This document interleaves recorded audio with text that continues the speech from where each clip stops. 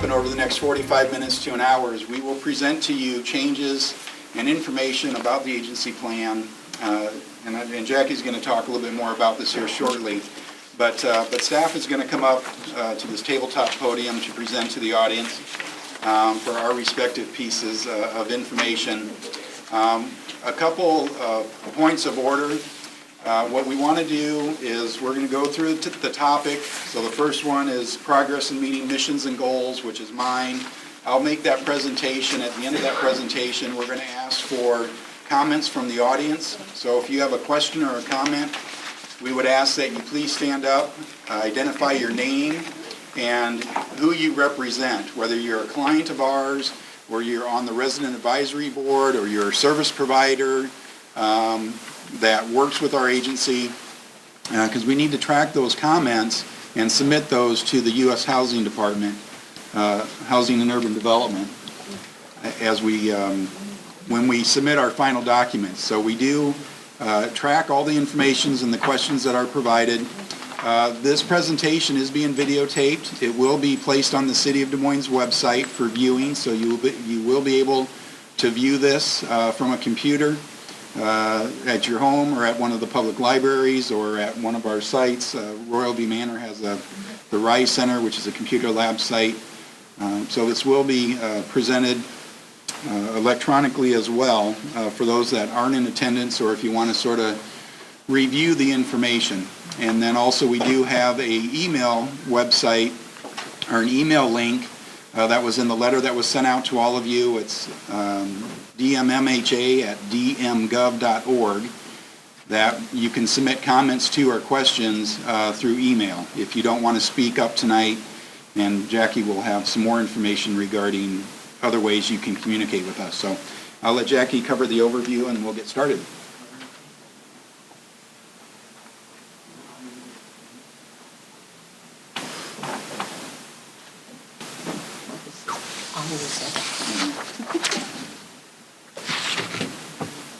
As Doug said, I'm going to provide a little bit of an overview on an agency plan, because I know some of you have probably attended some meetings before and some of you have not. So the Des Moines Municipal Housing Agency, or the City of Des Moines Housing Services, or the Low Rent Housing Agency, or a number of names that we're known by, is regulated, and we get our funding from the U.S. Department of Housing and Urban Development. Part of that requirement under regulation is that we annually submit an agency plan to them. We're also required to submit a 5-year plan, but this year is not the year that we're submitting the 5-year plan. So we're going to focus on the annual plan for this year. The annual agency plan is really a comprehensive guide to our housing authority programs, policies and operations, and strategies for meeting local housing needs and goals. So you'll hear us talk about the needs of the community and our strategies to address those. I think that's part of the presentation tonight. It also serves as a planning and management tool for us as a housing authority. So we take a lot of, I'm going, what's that mean? This is all new. I'll try to talk a little bit louder. In fact, maybe I'll hold my paper up so my voice will carry maybe a little bit better. Anyway, we use it for a planning and management tool also as a housing authority. The plan is submitted using a template that's created by HUD, and I did provide copies of those just because it'll be something that you can follow along. So I'm just going to hand those out to the board, and then I'll have some extras for the group. And I provide this to you, thanks, Doug, because there's certain elements that we have to cover. And so the agenda is made up based on the elements in this template. So the presentations by staff over the next 4 months will be parts of the template that are required to be covered and proposed policy revisions to all of our programs. The plan and any proposed policy revisions we will be discussing will be for the next fiscal year. That's not something we're going to implement now. We're proposing these for next year, which would be July 1st of 2012. So we would not be implementing anything prior to that. We have to submit it to HUD, receive their approval, and then implement. So I think that's important to remember. So the things you hear tonight particularly for the people who are participants of our program, this is not something that's going to happen tomorrow or even in the next couple months. We're required to get input on the proposed changes from our program participants and from our resident advisory board, and have invited all of you to attend. As Doug said earlier, I think that still means they can't hear me. Yes. Yeah, it's a big room, sorry. I'll try. Keep trying. Does that help? That's not a... That's not a mic, Mike. For recording purposes, not... How about, can I step around? Will that help? Let me tell you, I've been here 30 years, but I'm not much for technology, so I apologize. So as I said, and as Doug mentioned, it's extremely important that we do get feedback from our program participants. And when I say program participants, we have two major programs, a public housing program and a Section 8 program. So we have people probably in the room that belong to our Section 8 program, and we have people who probably live in our public housing units. We also have a number of service providers in the community that we work with. And of course, for our Section 8 program, an important piece are Section 8 property owners. So we'll get feedback from everybody. As Doug indicated, after each staff presentation, they'll be looking for comments. Also, in addition to that, I have available, and I'll hand them out, a written comment form that you can take with you, complete, and return to us. And also the email address that Doug talked about is on that form too.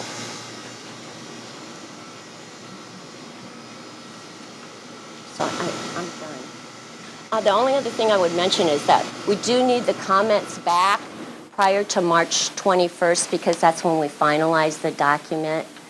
So we'll have a public hearing on the 21st of March, and that will be the last that we can accept public comment for that. Thank you, Jackie. Might want to turn that mic.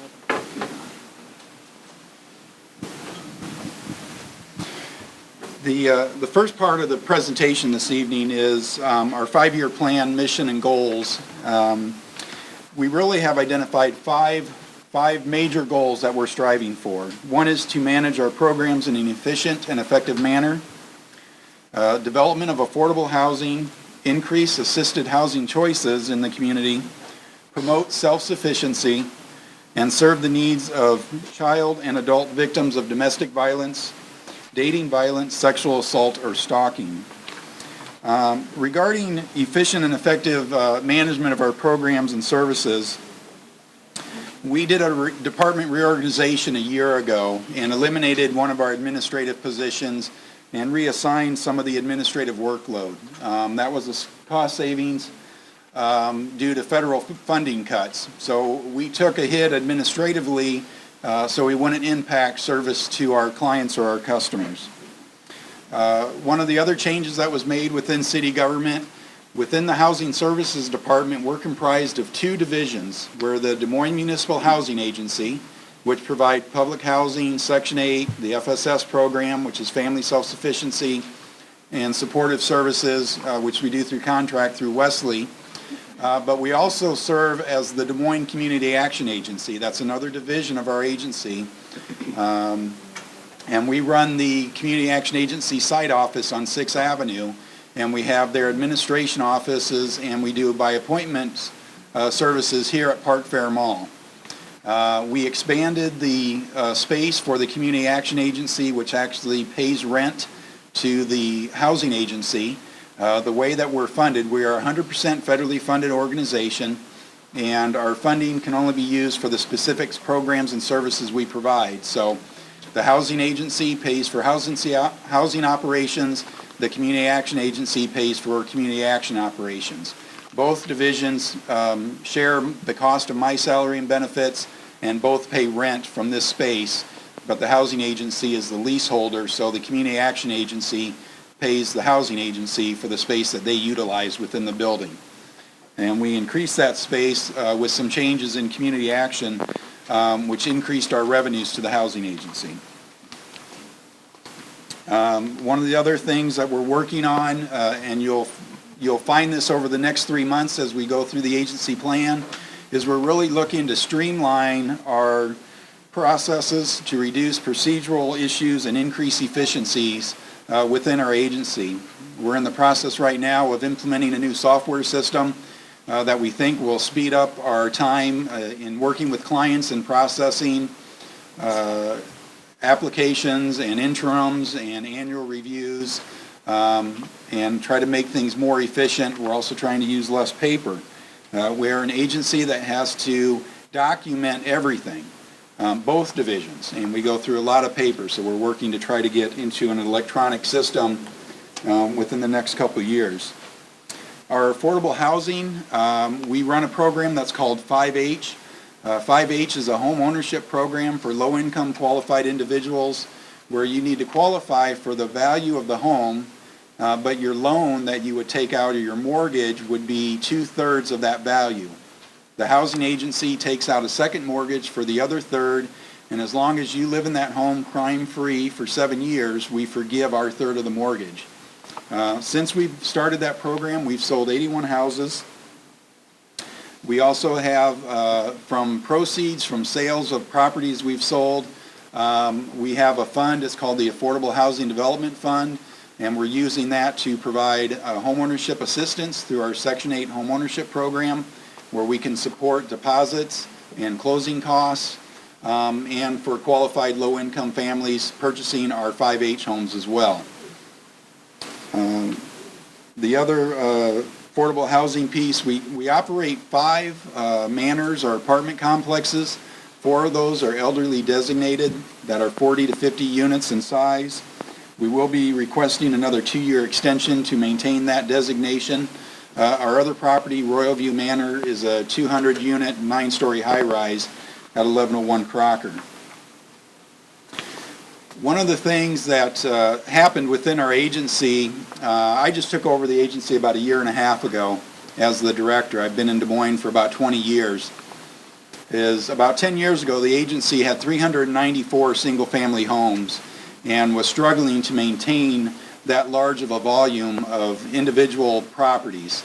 So the agency's gone through a massive disposition or selling of those properties over the last 10 years. And through that process, we're down to about 30-something homes total between 5H and our disposition, what's left to be sold. However, one of the things we looked at is that if we eliminated the single-family home opportunities within the housing agency, we would not be able to provide services to families, because our apartment complexes, as I just indicated, 4 elderly designated. Those are efficiencies, 1-bedrooms with a few 2-bedrooms. And then the other opportunity for public housing is Royal View Manor, which is the majority of those are efficiencies with only 6 2-bedroom units. So we're in the process of building 10 new homes throughout Des Moines that'll be scattered site, 3, 4, and 5-bedroom. Our hope is to end up between 30 and 50 single-family homes in our inventory. We won't get back up to the 394, but we think we need to provide an opportunity for families that are a little larger than size than 2 or 3 people. So we are moving in that direction, and hopefully we'll be executing a contract next week to begin construction this winter and next spring to start building those homes. We received some additional vouchers for supportive housing. We have a VA program. It's called Veteran Affairs Supportive Housing that we partner with the local VA on, and this is for homeless veterans to provide housing assistance. Over the last 1.5 years, we've received several additional vouchers. We're up to 120 vouchers to serve veterans in our community, and we are actually one of the model programs throughout the country. A lot of the agencies across the U.S. are looking at our model and trying to duplicate what we do, because our success rate is very well, is pretty high compared to other agencies throughout the country that are struggling with this population. In September of last year, the agency received an additional 100 vouchers for our Family Unification program. Family Unification is in partnership with the Department of Human Services, where we serve families that are facing family separation due to housing issues, or children that are aging out of the foster care system, ages 18 to 21. Clients that are eligible for that have to be referred to us from the Department of Human Services and then meet our screening criteria. But that was 100 new additional vouchers that were added into our inventory for specific uses. This last year, we awarded 50 project-based vouchers. A project-based voucher is tied to the unit where the building is. It came out of our Housing Choice Voucher Section 8 allocation.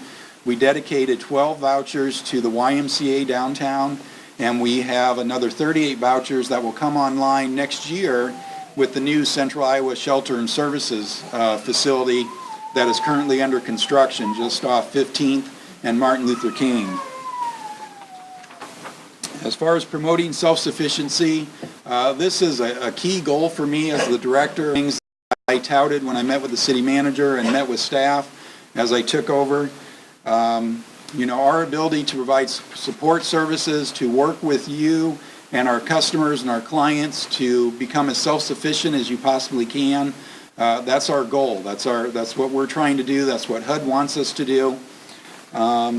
And so we've hired a family self-sufficiency homeownership supervisor that reports to Patty Jennings, who runs this division and also does our research and development. So they're working on, again, self-sufficiency issues, financial literacy, financial education, educational goals, job training goals, things of that nature. Additionally, just this past, about 2 months ago, the city received a grant from the U.S. government, Department of HUD, called ROSS. It's a ROSS grant, Resident Opportunity Self-Sufficiency. This is a 3-year funded position to support self-sufficiency within our public housing units for non-elderly. So we're in the process right now of recruiting for that position, trying to get that position filled.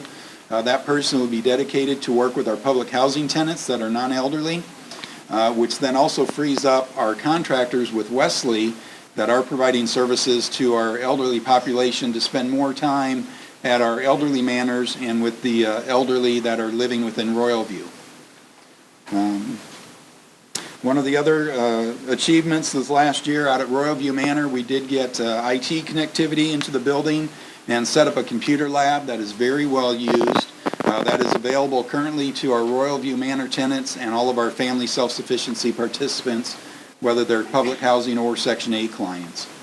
We're in the process of reviewing and trying to get that IT connectivity, that internet connectivity to all of our properties so we can have computer stations at each building to serve our clients. And then we're very active in promoting and communicating and reacting to issues related to domestic abuse in the Violence Against Women Act to make sure that we're supporting our clients and our customers that fall into those types of situations. That's sort of where we're at with the 5-year goals and things we've done this past year. We'll get into the public questions portions. I do want to let everybody know I will sort of be the sergeant of arms through this process. The questions have to be pertinent. They have to be related to the subject matter being discussed. If you have an individual issue, question, or concern, you can see us after the meeting is over and we'll discuss that with you. So at this time, are there any public questions regarding the agency plan, the statement of progress for the agency from the public?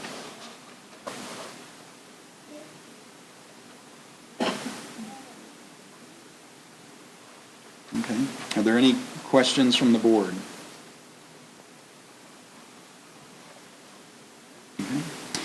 Marcy is coming up next, and she's got the next 2 topics, housing needs and strategy for addressing housing needs. Thanks, Doug. Okay, I'm Marcy Fisher. I'm the leasing administrator for the Housing Services Department. And there's not a whole lot of light up here, is there? My part is, if you have the template, it's parts 9.0 and 9.1. housing needs, and the requirement is to provide a statement of the housing needs of families residing in the jurisdiction served by the PHA and the means by which the PHA intends to the maximum extent practicable to address those needs. In order to do that, we're required to analyze our jurisdiction, which is Polk County, and also our waiting lists. In order to analyze the need for affordable housing, we gather statistics from the 2000 Comprehensive Housing Affordability Strategy, which is called CHAZ data. We use the U.S. Census Bureau, the American Fact Finder, the City of Des Moines Consolidated Plan, the 41st Annual Metro Des Moines Apartment Survey, and the National Low Income Housing Coalition Out of Reach report. So there's several reports to get information from and statistics from for housing data in our jurisdiction of Polk County. After analyzing all of those resources, what we found as an agency was that the main barrier for renters in our jurisdiction is the affordability of the rental units. And if you go down to the third or second to last paragraph, Kara, there's an example there. I have updated some of the statistics with fair market rents and things like that. What I forgot to mention in the beginning is what is red is what will be proposed to be changed, and those are like updated fair market rents and updated payment standards. Everything changes year by year as the agency progresses and HUD makes new rules and puts out new information. So whatever struck through will be removed, and whatever is red will be actually inserted into the document.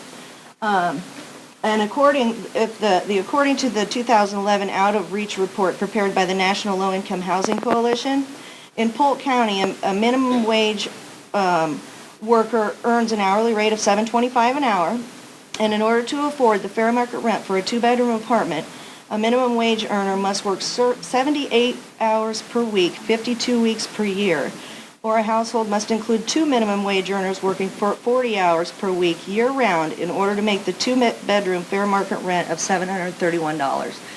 That, to me, means that there's an affordability issue. If you've got to work all those additional hours if you're a single individual, then you're having an issue affording your housing.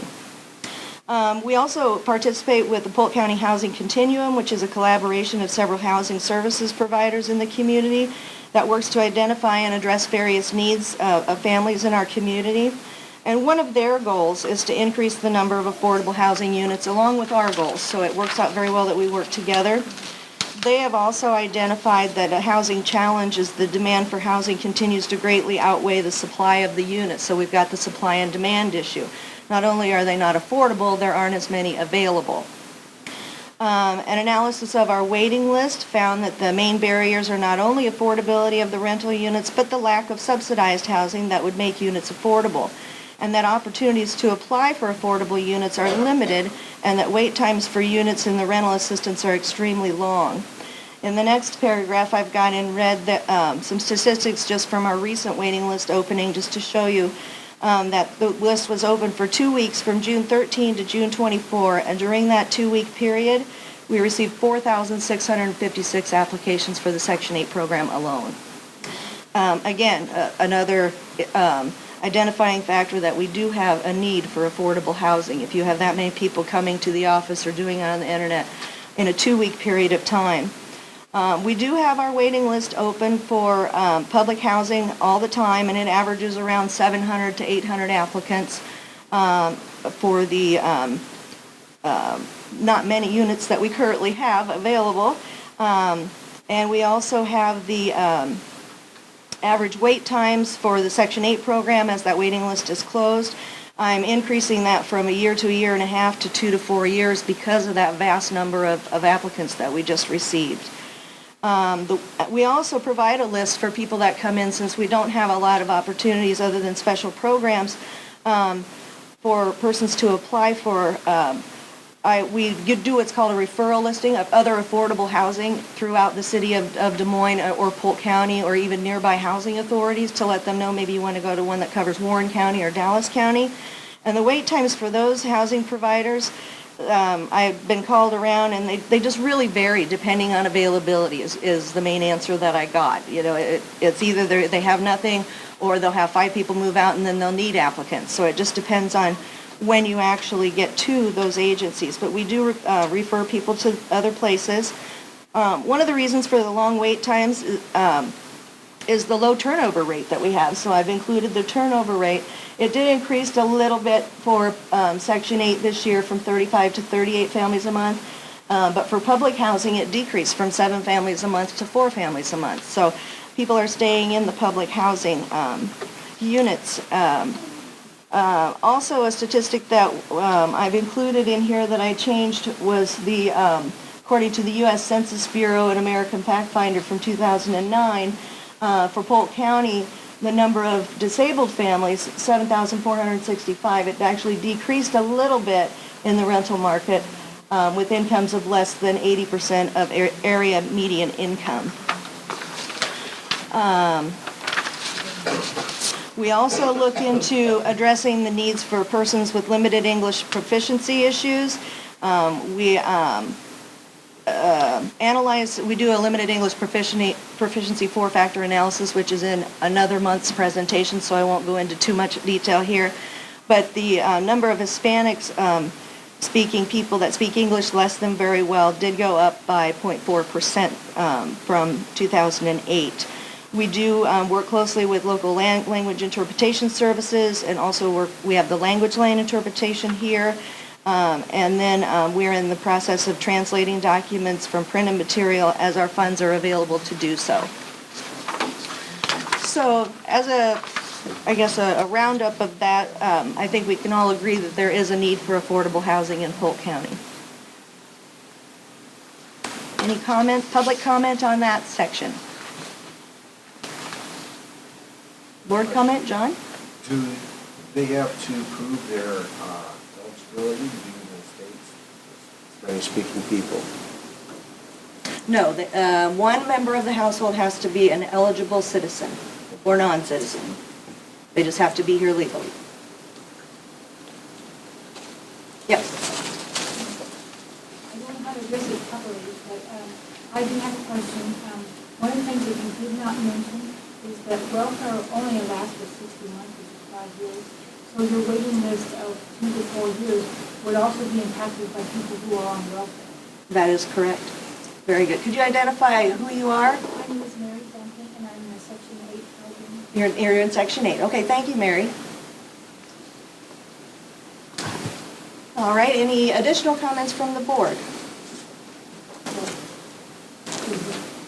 All right, then I will move on to 9.1, which is the strategy for addressing housing needs, which we are required to provide a description of the PHA strategy for addressing the housing needs of families in our jurisdiction and on the waiting list in the upcoming year. And one of the things that DMMH does to address housing needs is to have a variety of programs and to constantly apply for different vouchers and those types of things, which are described in this document in detail. And Doug actually, in his presentation, covered all of our programs. So thanks, Doug, for doing that for me. So a lot of that information is the same duplicated in here. I did add in red that the DMMHA monitors lease-up rates and utilization rates for the Section 8 program. Because of the funding cuts that have been happening, where we have found that we're unable to house as many people as our allocation would allow us to, because the money is all being used with who we're currently serving. So we monitor that on a monthly basis to determine how many new vouchers we can issue from the regular Housing Choice Voucher Program. And then on the second page, our newest program will be added to this document. Otherwise, the other programs, Doug covered all of those that are up there, the BASH and the Shared Housing and FUP and Family Unification Program. But the new one in red that was, I had to delete one. We had applied for 200 vouchers for our rental assistance program for non-elderly persons with disabilities, but we did not receive those vouchers, so I have to take that out. But we did receive the 50 project-based vouchers in 2011, and they were awarded to 2 developers, which Doug mentioned earlier, and we do intend on exploring the expansion of the number of project-based vouchers that we could do in the upcoming year. We're going to see how the first 50 go and then see if we want to add more to that. Doug also talked about the Replacement Housing Factor Fund, where we are demolishing the most blighted properties and then construct new single-family homes. And we've increased their sizes to 3 to 5 bedrooms from 2 to 4 bedrooms because the need is there. We can tell that from our waiting list that we do need to have that. The next page starts to talk about outreach that we do.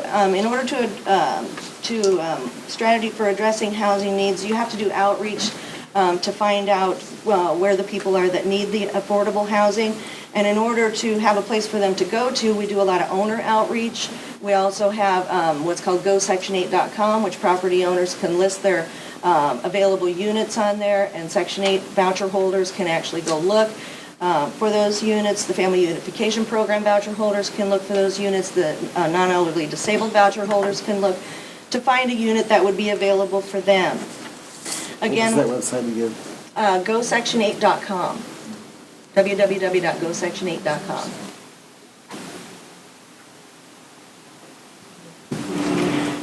And then we also market to races and ethnicity shown to have disproportionate housing needs through the local service providers. We work closely with local language interpretation services to ensure access and understanding by persons with limited English. And then in the next paragraph, I again reiterated the waiting list information, and that the waiting list for public housing is open, how many we have on Section 8, and that is closed, and we do not anticipate opening that for 3 to 4 years.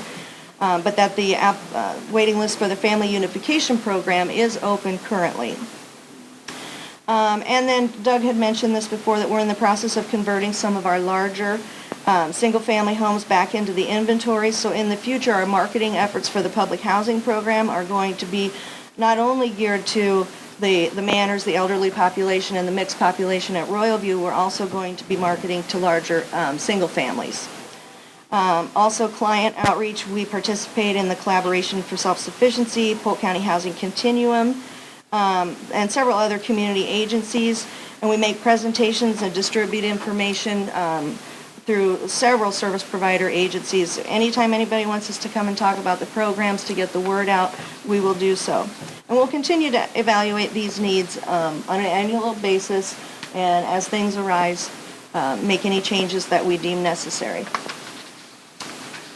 And that is the strategy for addressing the needs that we had in the previous presentation. Are there any comments from the public? Oh, I'm sorry. You like Section 8? Good. And your name? Lisa Hauser, and you're on the Section 8 program. Well, we're glad that you like it, and we're glad that we could do that for you. You're welcome. Are there any comments from the board? Okay, thank you, and I believe Doug is up next.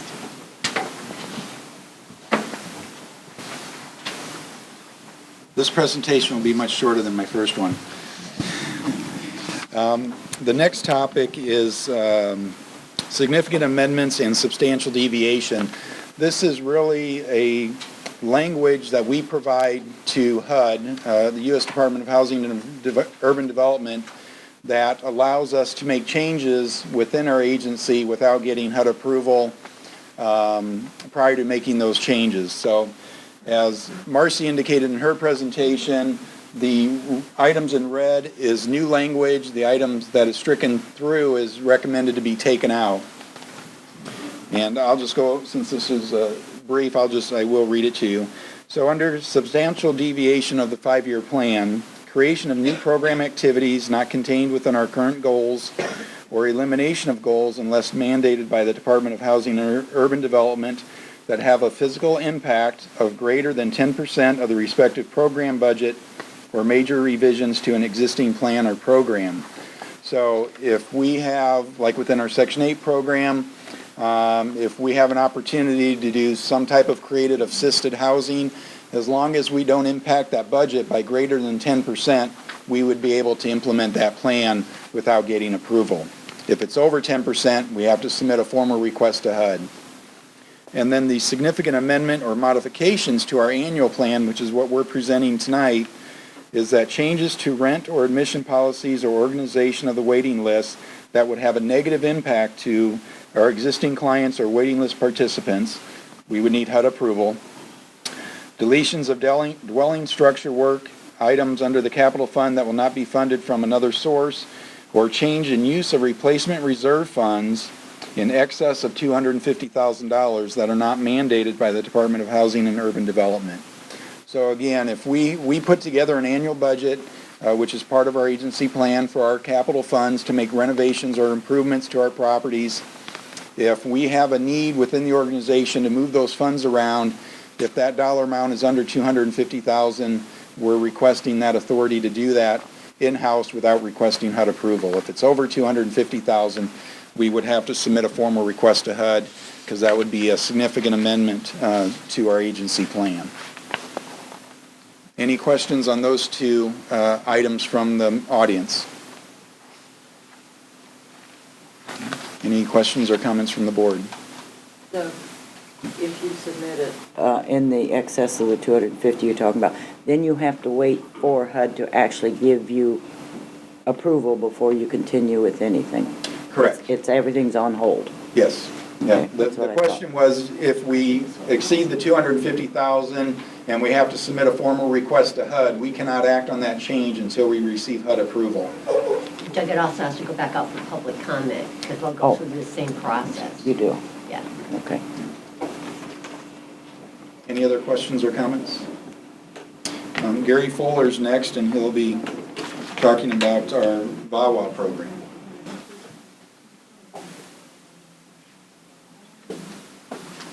Well, the next subject is VAWA, or the Violence Against Women's Act, or it's otherwise known as Violence Against Women and Justice Department Reauthorization Act of 2005. And this act affords protections to both our Section 8 and public housing tenants and applicants who have been a victim of domestic violence, dating violence, and stalking. And some of the things that Des Moines Municipal Housing is doing in support of this are things such as educational flyers have been sent to all the Section 8 and public housing participants and to all Section 8 property owners, notifying them of the requirements of the Act and their rights and responsibilities. We have also included informational flyers in the Section 8 briefing and leasing packets and the public housing leasing packets, notifying new participants of the requirements of the Act and their rights and responsibilities. In addition, we've educational presentations have been made to Section 8 property owners, and that's done on an annual basis at our owners' briefings. Number 4, victims of domestic violence may qualify for a waiting list preference through DMHA for the public housing program. The 5th point, both the Section 8 and public housing programs have developed family breakup policies that give special consideration to victims of domestic violence. And then finally, we have continuous staff training from local community service providers to enhance our staff's awareness and increase knowledge of local resources for individuals covered under this Act. I would like to point out that this Act protects victims of domestic violence in areas such as denials of admissions, terminations of assistance, and it is not gender specific. So although the Act says women, it does cover, it's not gender specific. So, is there any questions or comments from the public? If not, the board? Yes. Yes. The flyers you were speaking of, are they sent out on a annual basis or a one-time basis? How does it get updated, or are they updated? They're updated on an annual basis, or when new regulations or new notices come to us, then we're updating those. Then you documents. automatically Yeah. send them out to the residents. Correct. Okay, thank you. Yes. If you're a Section 8 family and it's breakup, do they lose their voucher because they have to separate? No, not necessarily. So does the one keeps the voucher, the other one has to? It's all on an individual basis. We've had cases where, with working with HUD, giving the circumstances of the individual case, that both parties have actually walked away with a voucher. So it's just all on an individual basis, and what, if this Violence Against Women's Act falls within that, that just, that's something that we look at. Anything else? Okay, thank you. I think Jackie's up next.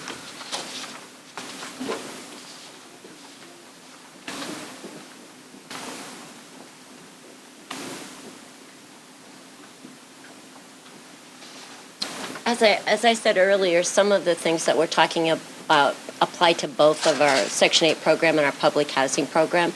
The one I'm going to talk about now really applies only to public housing, and it has to do with the designation of housing for the elderly and disabled families.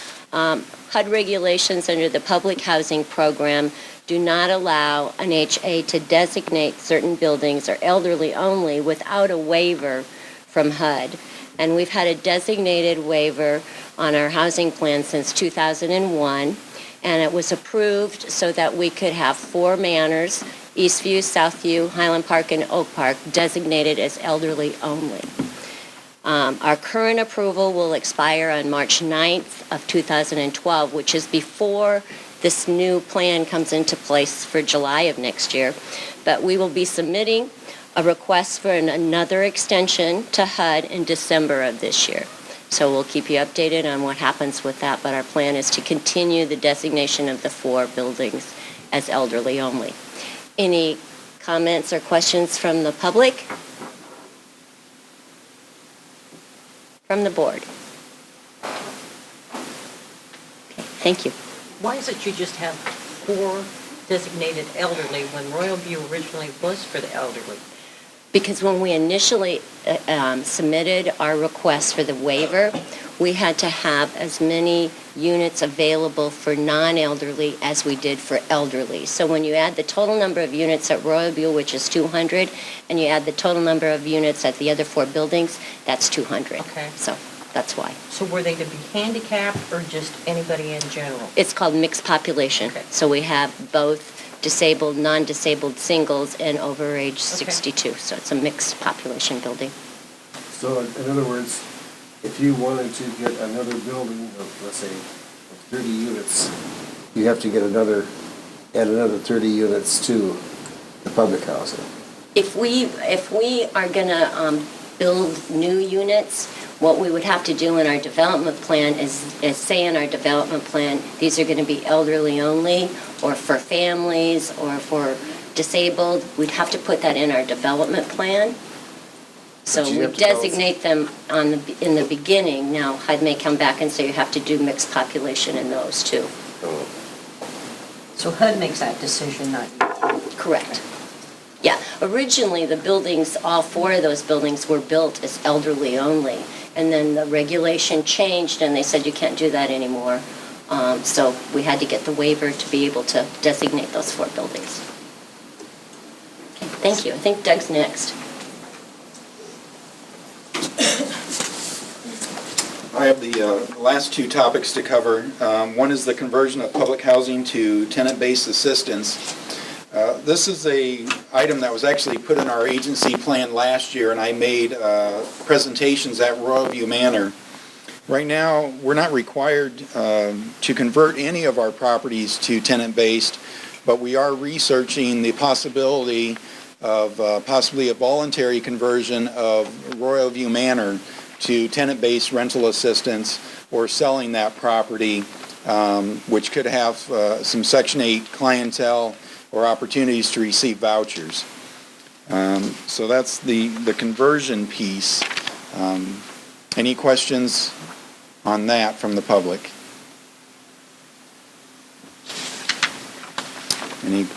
Yes, ma'am. My name is Josie Meredith. I'm a tenant at Royal View Manor, and I have a question about the vouchers. If we had that happen, would you then be responsible for also utilities and stuff too?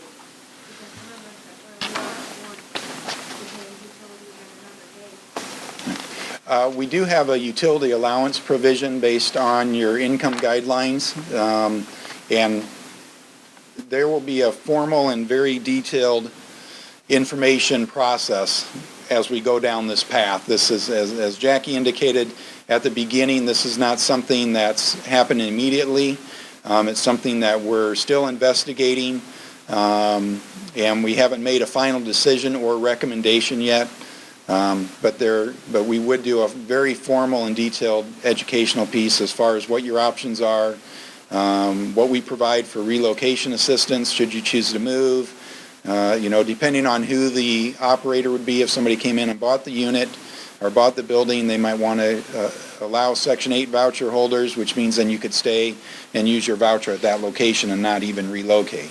Did the rental amount increase from the 30% that happened? It could, based on the Section 8 program. It has some different criteria and different funding levels.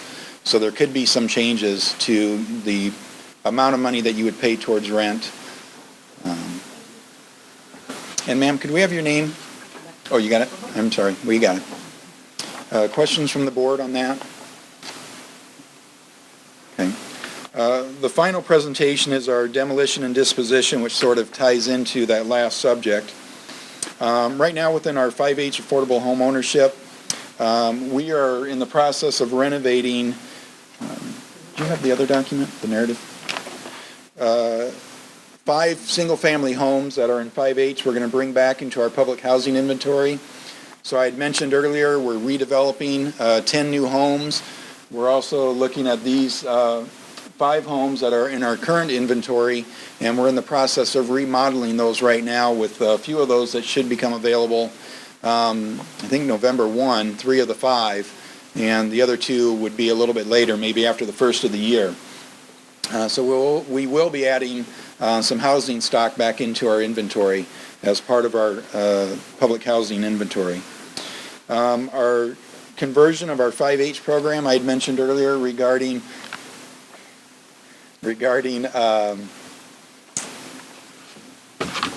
the low-income home ownership acquisition or sales to qualified low-income families. This is something that Kara is working on, our capital development administrator. We're looking to try to reduce some of those limitations that are causing people from getting into home ownership opportunities.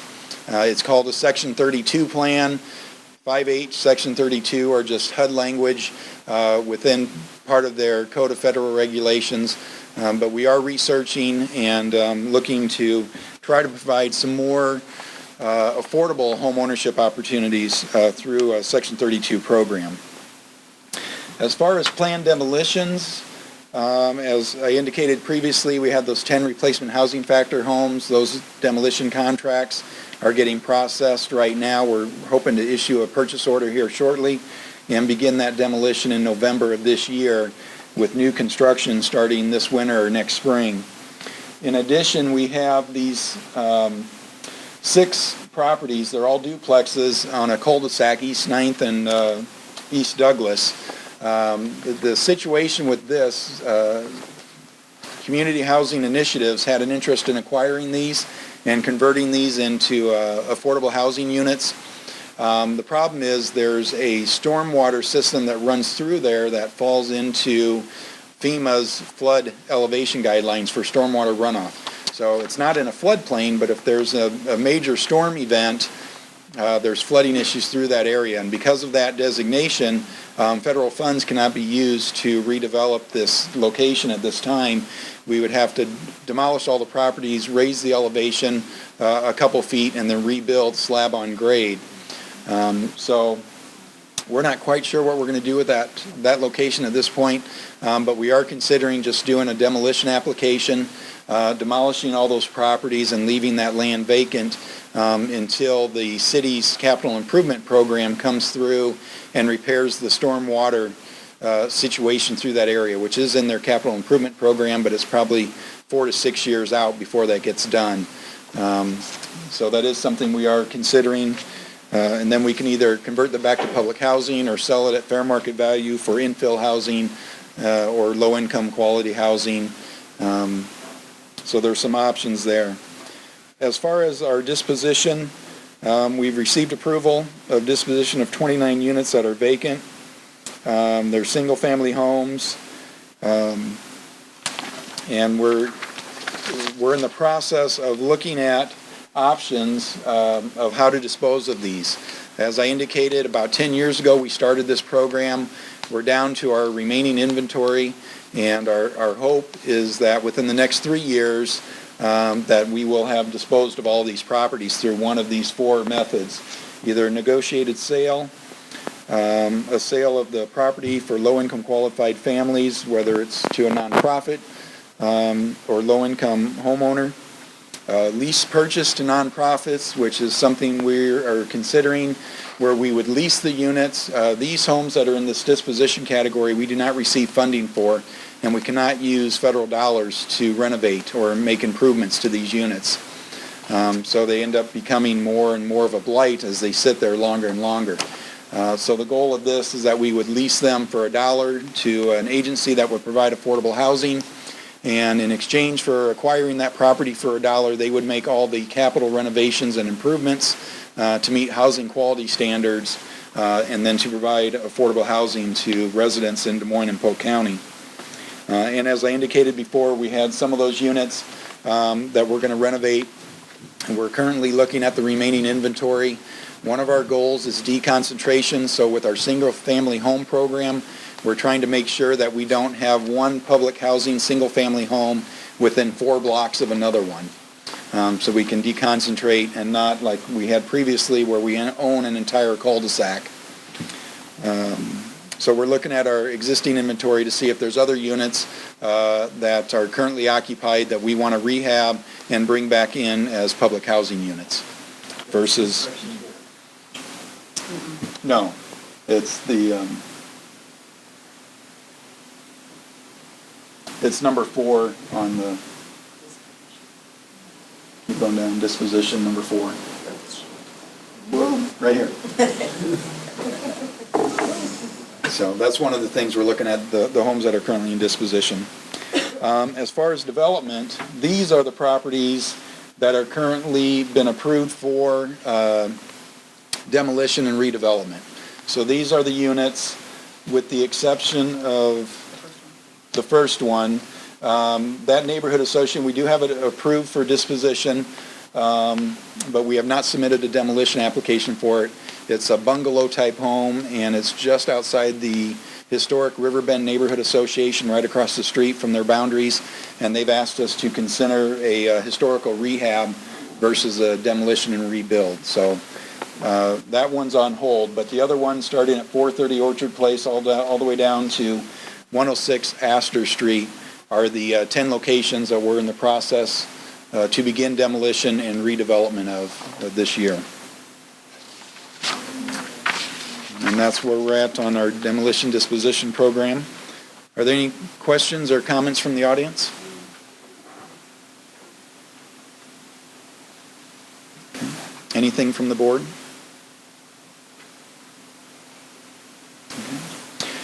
Those are the agendas items for tonight.